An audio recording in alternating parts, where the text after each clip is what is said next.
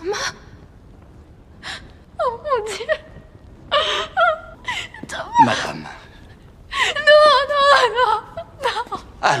Allons, venez, madame.